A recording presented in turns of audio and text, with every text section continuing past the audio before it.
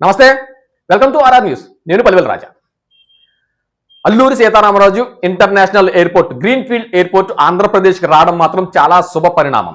ఎందుకంటే ఆంధ్రప్రదేశ్ విభజన తర్వాత ఒక ఇంటర్నేషనల్ ఎయిర్పోర్ట్ రావడం అనేది మాత్రం చాలా అరుదైన విషయం, చాలా గొప్ప విషయంగా చెప్పుకోవచ్చు. ఎందుకంటే ఉత్తరాంధ్ర అభివృద్ధితో పాటు ఆంధ్రప్రదేశ్ కూడా ఒక ఇంటర్నేషనల్ గ్రీన్ ఫీల్డ్ ఎయిర్పోర్ట్ రావడం అనేది మాత్రం ఒక చాలా మంచి పరిణామం. అయితే ఇందులో క్రెడిట్ చోరీ, నాది అంటూ అటు ప్రతిపక్షం, అధికార పక్షాలు కూడా ఒకరిపై ఒకరు సోషల్ మీడియా కావచ్చు, లేదంటే ఎక్స్ వేదిక కావచ్చు, చాలా వార్ జరుగుతుంది. ఏంటి క్రెడిట్ చోరీ? 2016లో భోగాపురం ఎయిర్పోర్ట్ కి ఒప్పందం జరిగిన మాట వాస్తవం కదా, నారా చంద్రబాబు నాయుడు గారు ముఖ్యమంత్రిగా ఉండగా. అప్పటి ప్రతిపక్ష నేత ల్యాండ్ యాక్వైర్ కాకుండా అడ్డుకున్న మాట కూడా వాస్తవమే కదా. అసలు ఎర్రబస్సు కూడా రాని ఊరికి ఎందుకు ఎయిర్పోర్ట్ అంటూ కూడా ఆయన అన్న మాట వాస్తవం, అక్కడ జనాలతో అనిపించిన మాట కూడా వాస్తవమే కదా. ఇవన్నీ నిజాలు. అంటే అప్పట్లో ఎయిర్పోర్ట్ ప్రతిపాదన వచ్చిన తర్వాత ల్యాండ్ యాక్వైర్ కాకుండా రైతులతో కేసు వేయించింది అప్పటి ప్రతిపక్షం వైఎస్ జగన్మోహన్ రెడ్డి గారి ప్రభుత్వం.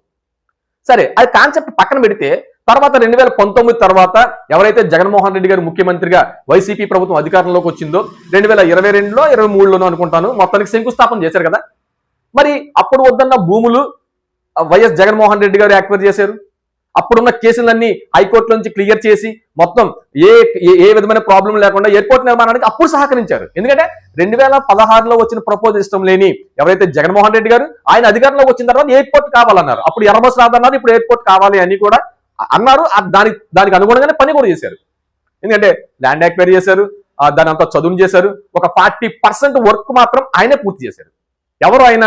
వైఎస్ జగన్మోహన్ రెడ్డి గారు. ఎర్రబస్సు రాదన్న జగన్మోహన్ రెడ్డి గారే ఆ వర్క్ ని పూర్తి చేశారు.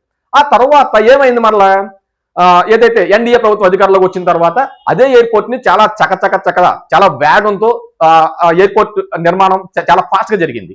నిన్న ఓపెన్ అయిన తర్వాత మరలా దీనిపై క్రెడిట్, దీని మీద నాది క్రెడిట్ ఏంటి?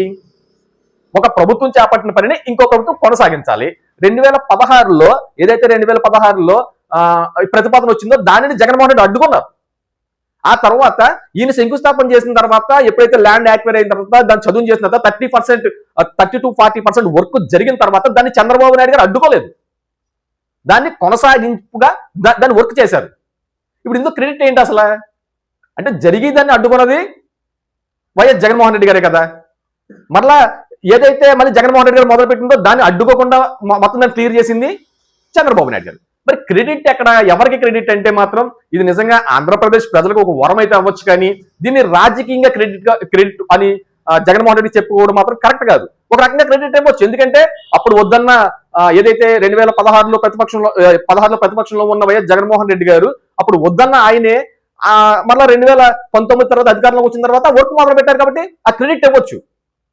మరి చంద్రబాబు నాయుడు గారు క్రెడిట్ ఇవ్వకూడదంటే ఎలా కుదురుద్ది? ఏదేమైనప్పటికీ ఒక ప్రభుత్వం చేసిన పనిని మరో ప్రభుత్వం కొనసాగించింది. అదేవిధంగా ఆంధ్రప్రదేశ్ కి ఒక రకమైన Alluri Sitaramaraju green field airport రావడం అనేది మాత్రం చాలా శుభ పరిణామంగా చెప్పుకోవచ్చు. Thank you.